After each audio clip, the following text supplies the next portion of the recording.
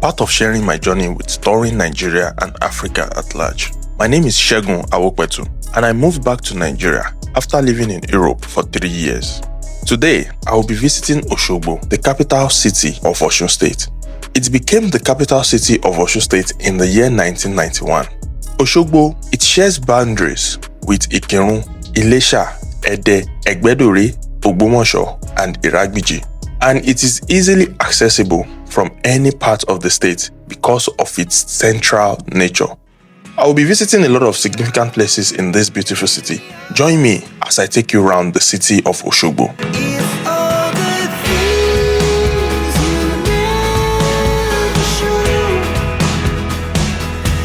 Yeah, hello, good afternoon, guys. Currently, we are live at Osogbo Group. Here is a very, very historical place in the history of Yorubas and in the history of Nigeria in general. So we'll be going inside now to have a tour of this place, showing you the historical things and why this place is important in Osun State and in Nigeria. So join us as we tour this historical place. Stay tuned and keep it locked down. Let's go. I met with one of the custodians of this place who explained in details every bit and history of how the Osogbo festival came in place. He explained how the name Osogbo came into existence, and he also explained the significant contribution of Susan Wenger, also known as Aduni Orisha, to the Osogbo. This place came to an existence over 600 years ago. Wow. There's a particular town we call Apollo. Apollo is very close to Ile-Ife. There was a time, there was a long drought, Ogbele. There was no rain. There's a particular man named Oguntime. Oguntime is from Ile-Ife. He's an hunter. He used to hunt inside this jungle, now a forest. Okay. Before it was a jungle. It was a jungle. He used to hunt here. He discovered there's a particular river. And this river will flow during dry season, during rainy season. This river will flow. This man now went to the town and he told them that he has discovered a river that flow during rainy and dry season. Remember, I told you they are suffering of water. Really? The name of the king of that town is Laroye. Very close to Ile-Ife. Okay. As at that time, very close to Ile-Ife. Laroye is from Ile-Ife, Ibadan. And Oguntime is a friend to Laroye. That was how every one of them. Laroye called a committee meeting and they left to this place. But getting to this place, an elephant was killed. Chelsea mẹ́pẹ́ nígbà yẹn, lọ́nà méjì tàbí má bẹ̀rẹ̀ nǹkan lọ́dọ̀ Ọlọ́run ọ̀gá ògùn Olódùn. Kàdífá. Wọ́n bá gbé faction lẹ̀. Ifá wá sọ fún wọn pé erin tẹ́ ẹ pa yí ọmọ tó ní lẹ́yìn. Torí bí tẹ́ ń lọ, tẹ́ bá ṣe tọ́jú ọmọ erin tó, báyìí níbẹ̀ yà ṣe tóbi tó. They listened to Ifá. On one fateful day, they were walking beside the river. And a tree fell into the river. And there comes a voice and said, Laro, Tìmẹ́yìn, gbogbo ìkòkò aró mi lẹ ti fọ́ tán. You understand what we call aró? Dying. Kapala. Wípé gbogbo ìkòkò aró mi lẹ ti fọ́ tán. When you look at the history of Osogbo, you discover that Osogbo ìlú aró. Òròkè àsálà. That means Osogbo is as old as tie and dying aró. And there comes another voice and said, Osogbo, jọ̀wọ́ má mà ṣe bínú. Osogbo má mà ṣe bínú yẹn láti yọ ibi tá a pè l'Osogbo títí dé ní ilé ni. Osogbo. Jọ̀wọ́ má mà ṣe bínú. Ibẹ̀ la ṣe yọ ibi tá a pè ní Osogbo. Ibẹ̀ náà ti wá mọ̀ pé they were not the only one that were staying here. Osogbo now said they should be worshiping her. How do we worship you? Ọlọ́mọ obìnrin tí ò tí ì mọ ọkùnrin kó máa gbé ìfẹ́ wá sí etí odò fóun. Àwọn ló mọ nǹkan tó wà ní ìpèsè nínú igbá yìí. You are here for sightseeing, not on research. So we may not be able to go down to that place. So àwọn ló mọ nǹkan tó wà ní igbá yìí. Wọ́n bá bẹ̀rẹ̀ sí ìpèsè alákọ̀ọ́kọ́ tó máa gbé lọ. A fish came from the river and pour water inside that calabash. Ó ní wọ́n ṣe máa sọ pé láàárọ̀ wọ́n máa tọwọ́ gbọrẹ lẹ́nu ẹja. ó ní ibi ọmọ àtọwọ́ gbọrẹ lẹ́ẹ̀mẹjẹ ọrẹ he that received a gift from the golden fish. Ibẹ̀ láti yọ nǹkan tá a pè ní Ataọjà of Osogbo land. The title of Ataọjà of Osogbo land. That is where it comes from. The same hunter was hunting. Ó bá rí àwọn ìwìn tó ń jó káàkiri àtùpà kan. Ó gbà àtùpà yẹn lọ́wọ́ wọn. Wọ́n tún jọjọ ládìhun àtùpà yìí o. A máa fún ẹ. Ṣùgbọ́n tó bá ti kù ọjọ́ kẹsàn-án tó fẹ́ ṣe ọdún Ọ̀ṣun Òṣogbo, ó máa tan àtùpà yẹn. Àtùpà yẹn la pè ní àtùpà lójú mẹ́rìndínlógún, 16 phases of life. Kí ni ipa àtùpà yìí? Àtùpà yẹn wọ́n fi ń lé ìpọ́njú ìbànújẹ́ kún òṣè jáde nílùú. Ọba ìlú àtìyàwó àti àwọn ará ìlú wọ́n máa jó káàkiri àtùpà títí di lẹ́ẹ̀mẹ́ta. Tó bá di àárọ̀ wọ́n wá lọ gbé àtùpà yẹn lọ sídìí Ògún wá lọ ṣàdúrà. Today we have what we call Osun Osogbo. This was the demand of Osogbo, and Osogbo festival came today. And this land is continuing lighting till today. Let's just take a brief history about this place. A brief history about this place. The custodian gave a brief story about the sculptures on the wall fence, which comprises of Opelaba, Ojola, which is known as Anaconda, Osogbo, Egun, Arugba, and many more. They were all sculpted on the wall by Susan Wenger.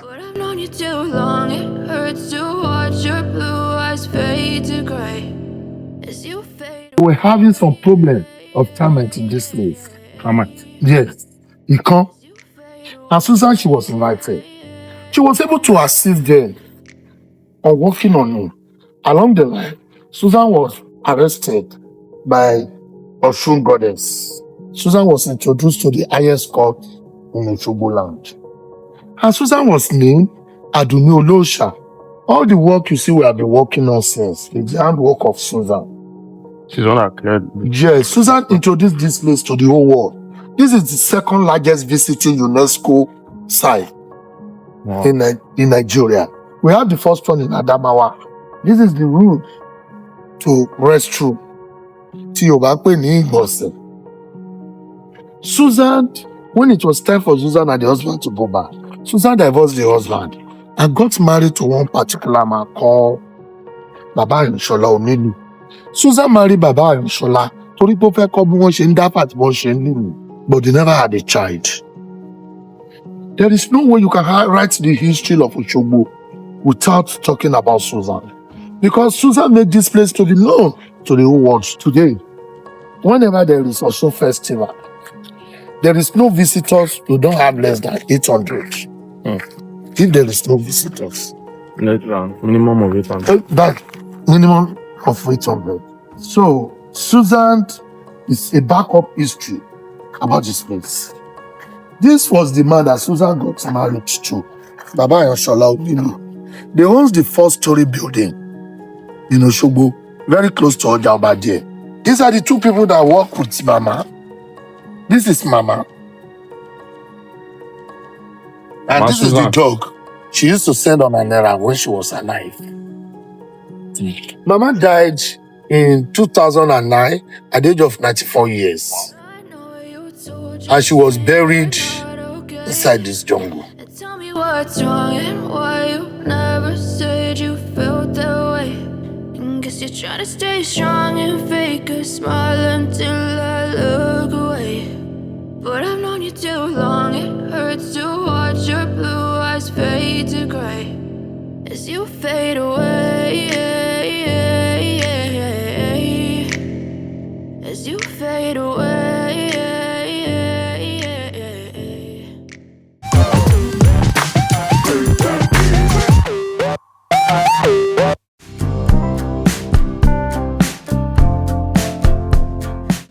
Alright guys, welcome back, and right now we are live at the city of Ile-Ife, and as you can see behind us there is a big statue, I think, which represents the symbol of Ile-Ife.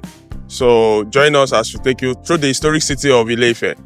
What could that be? They tell me that I'm never gonna make it. They want me to do something that can make sense. They hate when I keep dreaming I'll be famous, but I don't give a fuck, I'ma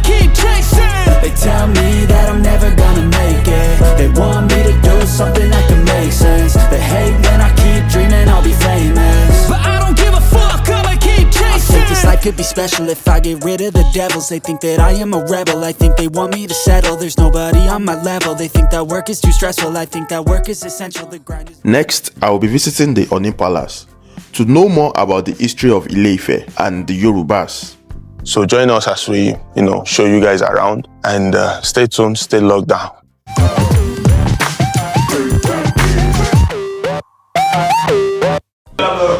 Kí ni àwọn nǹkan tí ẹ lè sọ fún wa, ẹ lè ṣàlàyé fún wa nípa ibi tá a wà yìí tó jẹ́ Ọ̀ọ̀ni? Ibi tí ẹ wà ní wọ́n pè ní ààfin Ọ̀ọ̀ni. Nínú ààfin tí a wà ní ilé ìgbẹ́jọ́ mẹ́rin. Ilé ìgbẹ́jọ́ mẹ́rin. Court mẹ́rin la nínú ààfin. Ilé ìgbẹ́jọ́ alákọ̀ọ́kọ́ oní ẹlẹ́sẹ̀ court ibi tí ẹ ti kí àwọn bàbá. Ilé ìgbẹ́jọ́ ẹlẹ́ẹ̀kejì oní White House tí ó wà lọ́ọ̀kan yẹn. Ilé ìgbẹ́jọ́ ẹlẹ́ẹ̀kẹta ó ní ọ̀dọ̀ bàbá wa Ọọ̀ni. Ilé ìgbẹ́jọ́ ẹlẹ́ẹ̀kẹrin ó ní di ilé àṣẹ ibi tí ò sí ìyá tí ò sí bàbá nǹkan tó wà ń bẹ̀ ni máa bá sọ̀rọ̀. Tí a bá dájọ́ ń bí tí ò bá tẹ́ni yẹn lọ́rùn wá kó lọ sí ilé ìgbẹ́jọ́ kejì. Tó máa dé ilé ìgbẹ́jọ́ kejì tí ò bá tẹ́ni yẹn náà lọ́rùn wá kó lọ sọ́dọ̀ bàbá wa Ọọ̀ni. Ẹ̀dẹ̀ mọ̀ pọ̀ kì í dábàá àṣẹ lọ́ba máa ń pa. Tí bàbá bá wá sọ tí ò bá fẹ́ tẹ́nìkan lọ́rùn tó ń kùn sínú àwọn nìkan lọ sí ilé ìgbẹ́jọ́ kẹrin. Ilé ìgbẹ́jọ́ kẹrin ẹni wọ́n máa lọ wọ́n ti máa búra fún wọn pé tí ń bá ṣàbúrú sí lágbájá tí lágbájá bá ṣàbúrú sí lágbájá nǹkan tó jẹ́ bá ti rí láàrin 7 days tí ẹnìkan bá ṣàbúrú sí ẹnìkan pẹ̀lú àṣẹ t'Olódùmarè ẹni ẹ gbọ́dọ̀ fàyè sílẹ̀. Tó bá yẹ pé lóòótọ́ rí bẹ́ẹ̀. Bẹ́ẹ̀ ni tó bá padà gbégbé iṣẹ́ lẹ́yìn tí bàbá Ọọ̀ni bá ti sọ tó bá padà ṣe kankan so láàrin 7 days gbọ́dọ̀ fàyè sílẹ̀. Eléyìí ni wọ́n ń pè ní òrìgì ọlọ́fin. Òrìgì ọlọ́fin first week of June ni wọ́n máa ń bọ́ àti bọ́ nínú mọ́ǹtì yìí nínú oṣù yìí ọ̀sẹ̀ àkọ́kọ́ nínú oṣù kẹfà pẹ̀lú wọ́n máa ń bọ́ bí Christians máa ń lọ sí Jerusalem tí Muslim máa ń lọ sí Mecca bẹ́ẹ̀ ni gbogbo aláwọ̀ àgbáyé òní wọ́n wá sílẹ̀ Ifẹ̀ láti wá bọ òrìgì bàbá wa Ọọ̀ni òrìgì ọlọ́fin láti wá bọ tí wọ́n bá bọ́ tán ni wọ́n tó lẹ́tọ̀ọ́ àti bọ òrìgì titi wọn níbikíbi tí wọ́n bá wà gbogbo ibi tẹ́ bá ti wá rí símbọ̀ yìí kẹ́tì mọ̀ pé alágbára ènìyàn kan wà nínú agboolé yẹn nìyẹn. Bí ni kọ́kọ́ ń lò láti ìpìlẹ̀ wa nígbà wá sì kò sí kámẹ́rà fàṣẹ lo kámẹ́rà lẹ́ni kò sí fótò kò sí nǹkan kan ni wọ́n ti gbé bọ́ọ̀dù yìí wá fún wa. Àwọn tí ẹ ń wò wọ́n ń jà ní ìjàkadì ni wọ́n ń jà tí ọkùnrin méjì bá ń lé obìnrin kan ṣoṣo gbogbo alámọ̀ pé yẹn kan ló gbọ́dọ̀ jà mọ́ lọ́wọ́ so á ní kan jà ẹni tó bá lè dára mọ́lẹ̀ òun ló lẹ́tọ̀ọ́ àti fẹ́ ìyàwó ní ayé àtijọ́ tàbí kí wọ́n gún iyán ẹni tí yẹn bá ti dáa jù òun ló lẹ́tọ̀ọ́ láti fẹ́ ìyàwó ìyẹn láyé àtijọ́. Àwọn ẹrú nìyí akọ̀pẹ ni ẹ lè rí ọmọ bíbí ìlú ẹ̀ kán níṣẹ́ wo ló fẹ́ ṣe kó ló fẹ́ ṣe àkọ̀pẹ bí ìlà bí gbọ̀ngàn bí ìṣòbò bí Ìgbò bí Haúsá àwọn yẹn máa ń kọ ẹmú fún Ilé Ifẹ̀ ṣùgbọ́n àwa láìkẹ́ ẹmu tí a máa ń mu bọ́n ṣe mú ọ̀daràn láyé àtijọ́ ni wọ́n máa ń pe bàbá wọn ní ìrìsà ní alẹ́sìmọ́gùn Ọọ̀ni bàbá ní ẹṣin tó pọ̀ nínú ọgbà yìí bàbá yìí gùn a máa ń gun ẹṣin fún Ọọ̀ni ni àwọn ẹyẹlé bàbá ní alẹ́sìmọ́gùn Ọọ̀ni alẹ́sìmọ́gùn Ọọ̀ni bàbá ní ẹṣin tó túmọ̀ sí ni pé wọ́n ní ẹṣin tó pọ̀ bàbá yìí gùn a máa ń gun ẹṣin fún bàbá ni so àwọn tí ẹ ń wò àwọn yẹn ló wà lórí ẹṣin wọ́n gẹ ẹṣin fún bàbá àwọn ẹyẹlé bàbá ní àwọn ẹyẹlé yẹn ṣe wà round wọ́n lẹ́ni tó wá gbé kàkàkí ọba gẹ́gẹ́ bí ọmọ Yorùbá ẹ bá tún parí òwe yẹn brọ́dà wa ẹni tó wá gbé kàkàkí ọba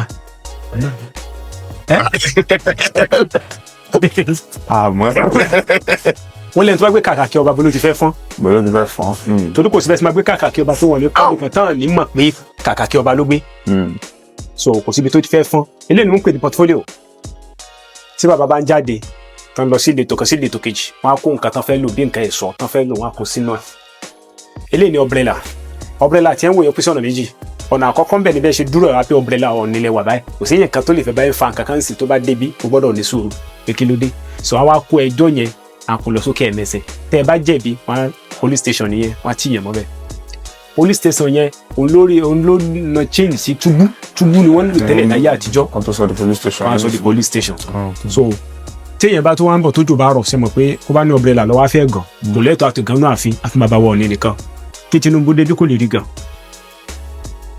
so àwọn dẹ́ni ẹ kò lè lo umbrella náà àfi Tinubu ni mo ń sọ president wa ló kàn kò lè lò ó so a ti pa láti ta látẹnu gate so a wọlé so tó bá wà ní abẹ́ umbrella bàbá Ọọ̀ni bẹ́ẹ̀ bàbá náà wàá gbé umbrella mọ́lé àwọn ò lè bọ́ sábẹ́ ṣùgbọ́n kóun gangan sọ pé òun fẹ́ lọ bẹ́ẹ̀ nínú ààfin kò lè ṣẹlẹ̀ àfi bàbá Ọọ̀ni nìkan before Nigerian police Ifẹ̀ ló kọ́kọ́ ní ọlọ́pàá ìbílẹ̀ akọ́dà. Ọlọ́pàá ìbílẹ̀ ni àwọn ni wọ́n pè ní akọ́dà. Kò tó ní pé ọlọ́pàá kárí ayé lè ní Ifẹ̀ ló kọ́ ní ọlọ́pàá ìbílẹ̀. Àwọn pidánpidán ni bàbá bá ń rẹjú lọ́wọ́. So àwọn pidánpidán máa ṣeré fún bàbá. Wọ́n pè kíní kan ní amókùn. Amókùn ni tí bàbá bá ń lọ sí ìrìn àjò kan sí ìrìn àjò kejì. So àwọn àwa géńdé mẹ́rin tẹ́ bá ń wo àwọn American film ní Indian kíní kan film tó máa ń gbé bóòsù wọn actor tó máa gbé bóòsù wọn báyìí géńdé mẹ́rin ṣùgbọ́n ṣe ń gbé Ọọ̀ni láyé ìgbà yẹn nìyẹn torí kò sí mọ́tò. Ìletò kan sí ìletò kejì tàbí pé ìlú kan sí ìlú kejì mo ṣe máa gbé wọn ní títí tó fi máa débi tí wọ́n ń lọ. He explains further that only the emissary of the king are the only ones that know what the king is up to. Either he is sleeping or he is eating. He also said if an hunter kills an elephant in the bush, the tusk is a confirmation that he truly hunted the elephant. In his words, there is a sword in the palace of Oni that any king that is to be crowned in Yoruba land needs to take this sword from the Oni palace. Join me on the next episode as I take you through the history of Oromiyan and the origination of the Yoruba.